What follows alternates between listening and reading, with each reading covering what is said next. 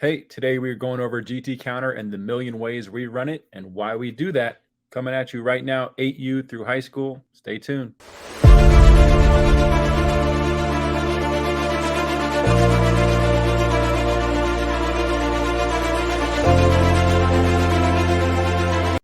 All right, coaches, before we get into it, thank you for joining us on this Whistle exclusive video. If you are new to the channel, on the YouTube channel, please like and subscribe below.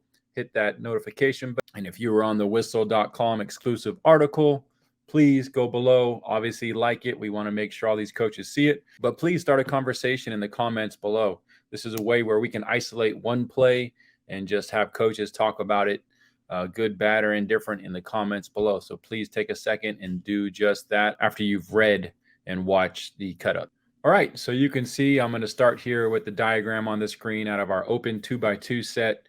You can see it says Larry and Roger. Since we pair our GT counter with our quick screens, our bubble screens, if you will, we can call counter using Larry or Roger, or just go ahead and call counter by using traditional terms, counter left, counter right, 26 counter, 25 counter, however you want to say it. We do Larry and Roger sometimes when we want the quarterback to count the box. Larry and Roger lock if we just want to throw the ball no matter what. 24 or 25 counter lock if we just want to run the counter play itself because we see something going on. But let's leave the quick screens out of this. We've already done the breakdown for that in cut up. So if you haven't seen that, it is in the articles. I'm going to put a link on the screen for you right now. So you can go bookmark that to watch it. But today we're just going to focus on the counter play itself, our GT counter, and the million different ways you run it. So let's first go over the main rules. All these rules are the same. We don't use a sniffer, so it's not like we're doing a GH counter. I do think it's great if you do use a sniffer. I just haven't evolved to that point yet or needed it. So here is why I love this play in general. Even though I consider myself an air raid guy and pass first, GT counter is a nasty play and might be one of my favorites in the whole playbook, regardless if I like to pass or not. I just love gap scheme plays because the linemen know exactly who they're supposed to be attacking. It builds in angles with every block, so the linemen have somewhat an advantage before the snap even starts. They don't have to worry about anything except making the block that they are assigned to, and they are looking to attack. It creates a level of aggression.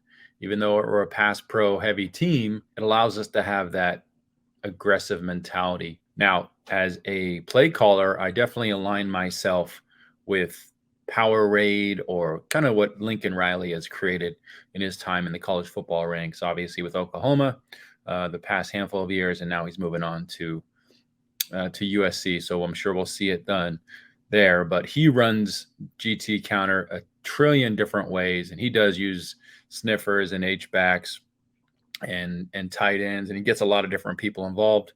We haven't evolved to that yet. Like I mentioned, we focus on how many formations we can run it out of, who's actually getting the ball, because you can mix and match that depending on the formation.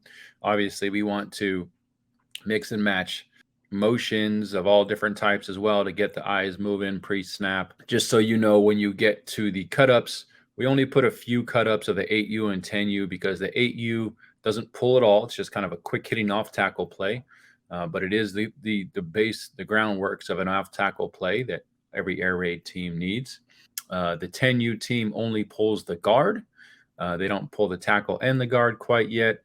Everything is just so condensed, and defenses are just attacking just accidentally and by nature. But starting at the JV squad, which is 12U, obviously the 14U 8th grade team, we run it a ton with the guard and tackle. And then into high school and beyond, obviously, guard and tackle is really, really huge. Rules. We can run it out of any formation, and you're going to see that here in a second. As you can see here, we are running Larry or 25 counter or 25 GT, however you want to say it.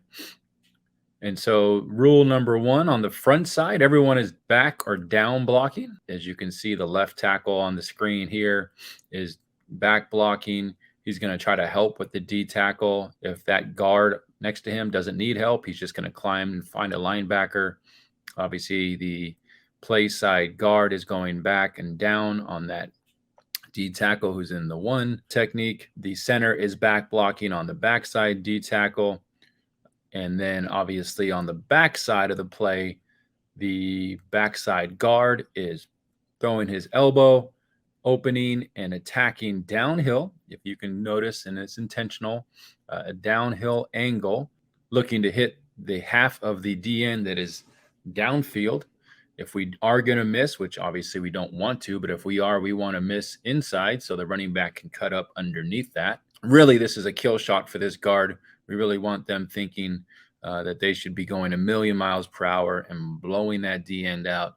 And if we do it right, that D end won't see it coming till the last second. Most of the time, that D end will be moving upfield and you can just kick them out. As we said, if the D end crashes as you get a little older, you start seeing some techniques being taught to these D ends. That guard can log him, which means essentially blocks and wraps around him so that D end kind of folds into the interior mess. The right tackle, the backside tackle, is going to throw that elbow, turn and run. He's going to go a little more flat just so he can adjust to the right guard's track. But typically, the right guard will kick out the D end or up the field, and the right tackle can wrap right off of that down block from the front side tackle, but inside the kick out on the D end, and he's going to be turned upfield, looking inside out for linebackers flowing. And typically it is one of those middle linebackers that he'll catch. And the running back will take a counter step hard, almost turn his body halfway to the right, and then come back full speed. Hopefully that counter step has given the pulling lineman enough time to get out in front. That is one thing you'll kind of mess with. The timing on this play is really making sure that counter step is delayed and really trying to get in the running back's head that there's no reason to get there too fast, as he needs both those linemen in position for this play to really hit the way it's supposed to. And if he is getting to the hole before the lineman, we have an issue that we need to kind of play around with as a coach. Last note, as we call the play 25 or 26 or Larry and Roger, the running back should know pretty automatically which side he should automatically flip to. Obviously, it's the opposite side. So if we call Larry, the running back needs to flip to the right, and the quarterback obviously should put him in position before every play. And then the last piece, since that backside D end is free on this, there's different ways we can kind of control him. The obvious and easy way is to option him as the quarterback is handing off to the F. He is staring at that D end, kind of riding the handoff.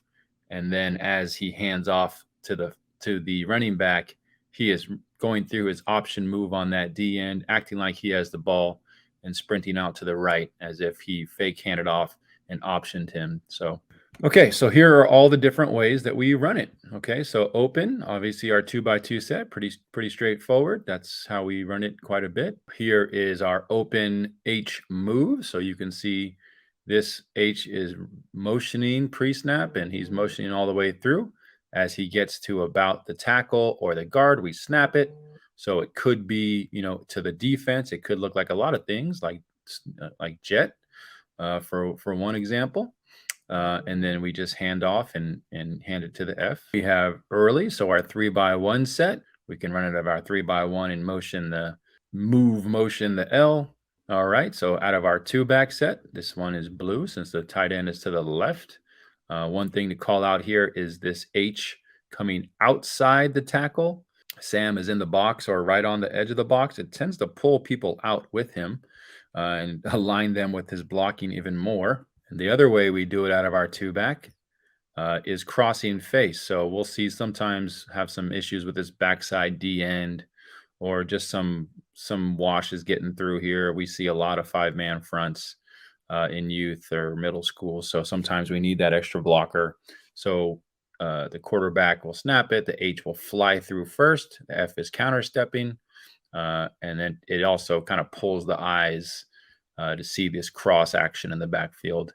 It actually adds another layer to the play completely. So out of our heavy 2-back, so in the pistol with the offset eye, essentially, we call this black. and we can hand it to the up H back, who is just running counter typically, but we have the F, who's typically our better running back, uh, coming downhill like he's going to get some type of power play. So that also messes with the linebacker's eyes. But again, we're not teaching anything new to the linemen. And then here we go again for our black heavy, black and brown. We can have the H essentially coming down, helping with this backside D end, and the F taking the counter step up way back up here. This looks a lot more like counter tray, old school NFL, but essentially we do that as well. You'll see that on the film, and then you'll see this as well, where we are doing quarterback, basically quarterback counter, where we can put this F in motion, uh, fake handoff to the F on a sweep going this way, come back counter the other way. We can put them in orbit motion and fake the salt and pepper action and then run the counter. You'll see that on the film. Our 12U team did a great job of that. All right, so out of star and laser, it's our empty set, which really stresses out the defense trying to cover the receivers. And if you have a mobile quarterback, this is absolutely nasty as they come. And then one new way that we started doing this year, and I have to admit, stole it from Shanahan and the Niners and Debo Samuels, was getting into a late bunch look and switching up who actually gets the ball. In the two back set, it could be H or F. Now in this trip set, if we bunch them close to the line of scrimmage and put F in orbit motion, who this year was our best player, it really got the defense honed in on them. And so this slot back can literally come back against all the action. The quarterback, his body position almost looks like he's going to throw out to the salt, to the quick screen to the running back, and then hands it underneath. So it's almost like a draw to some degree, but it's pretty nasty. And this thing broke pretty big on the few times that we ran it. We tried to save it for the playoffs. Wish I did it a little bit more in this season.